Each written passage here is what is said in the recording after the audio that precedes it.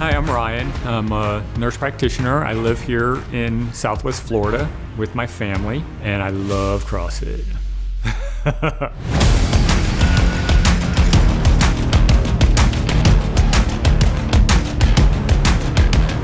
I compete competitively in the 50 to 55 age range. I was ranked top 100 in the world in CrossFit in my age group. When I walk into that gym, people are like, hey, Big Rye's here. That's my nickname at the gym, Big Rye. When I'm lifting those weights, I just feel I can do anything in life. It prepares me for the strength and challenges every day.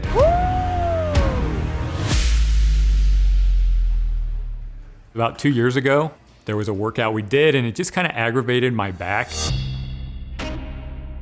And then progressively over the next few months, shooting pain started going down my leg to my calf and then outside of my foot. And then that pain never went away no matter what I did. I tried to compete again and I just wasn't the same, and then it just kept getting worse. I mean, it's really hard and difficult to talk about, but. He was mentally suffering, he was physically suffering, and it was sad to see. You know, his whole demeanor, his whole attitude was changing. Things got a little bit affecting the family. He was a yes guy, you know, yes, let's do this, let's do that. And then all of a sudden he turned into like a no guy. Not because he didn't want to do things, but he couldn't. Constant nagging pain. It got to the point where it was just unbearable. I was like, I'm in bad shape.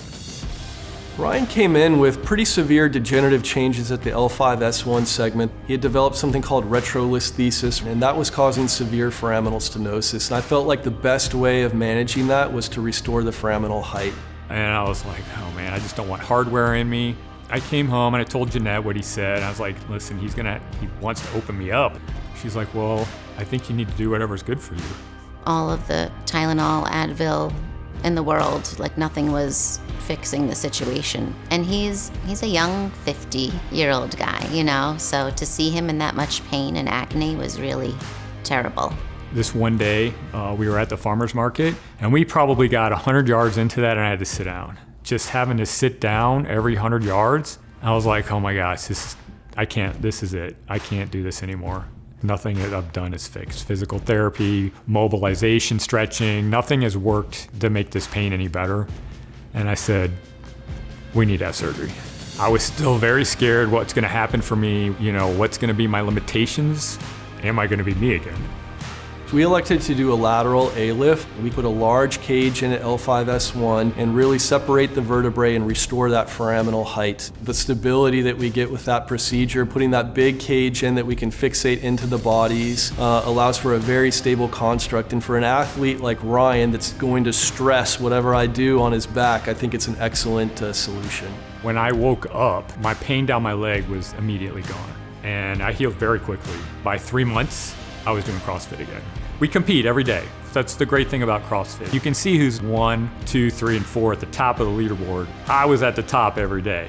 Now I'm like 4 or 5, but I'm creeping up there and they see me coming. So now it's a rip back and forth. They're like, oh, here he comes. I'm coming back. Look out. After the surgery, I feel like I got my Big Rye back, as everybody calls him at the gym. I got Big Rye back. Gonna need somebody like me. When the line gets a little blurry, we're gonna need somebody like me.